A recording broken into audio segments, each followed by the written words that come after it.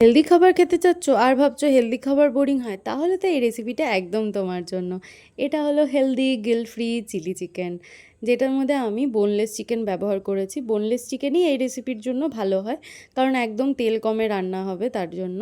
এর মধ্যে ভিনিগার, লবণ, গোলমরিচ গুঁড়ো, লঙ্কার গুঁড়ো, একটা গোটা ডিম আর কর্নফ্লাওয়ার দিয়ে আমি রসুন বাটা দিতে ভুলে গেছিলাম, তাই পরে অ্যাড করে দিলাম। ভালো করে ম্যারিনেট করে রেখে দিয়ে এবার সবজিগুলো কেটে নেব। ক্যাপসিকাম, টমেটো, লঙ্কা, পেঁয়াজ, রসুন ভালো করে চিরচিরি করে কেটে রেখে দেবো। এবার সসেজ বানিয়ে নেব। সেটার মধ্যে সয়া সস, টমেটো সস, একটু ভিনিগার, গোলমরিচ গুঁড়ো আর অল্প একটু চিনি দিয়ে নিলাম। এবার দেখলে ফ্রাইং প্যানে আমি কত কম তেল স্প্রে করলাম। এবার যতগুলো চিকেনের পিস ছিল সব দিয়ে ভালো করে এপিটোপিট ভেজে নিলাম। ভাজা হয়ে গেলে নামিয়ে নেব। এবার কড়াই বসিয়ে আবার তেল স্প্রে করব। দেখলেই কত কম তেল ব্যবহার করা হলো। এবার রসুন যে কুচি করে রেখেছিলাম আর লঙ্কা কুচি করে রেখেছিলাম সেটাও দিয়ে দেবো। এবার পেঁয়াজ দিয়ে ভালো করে নাড়ানাড়ি করে ক্যাপসিকামটাও দিয়ে দেবো। এখানে আমি দেবো একটু লবণ। আবার ভালো করে নাড়তে হবে, কেন কি তেল কম নিচে লেগে যাবে।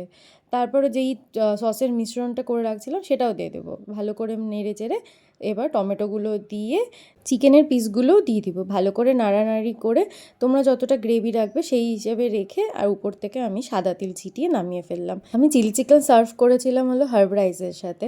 এরকম আরও রেসিপি দেখার জন্য আমাকে ফলো করতে ভুলো না। আজকের জন্য টাটা।